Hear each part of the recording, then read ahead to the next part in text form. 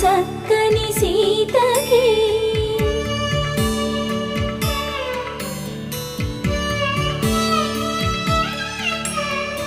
ఎర్ర జాబిలి చేయి రాముడేడని అడుగుతుంటే చూడలేదని పెదవి చెప్పే చెప్పలేమని కనులు చెప్పే నల్ల పూస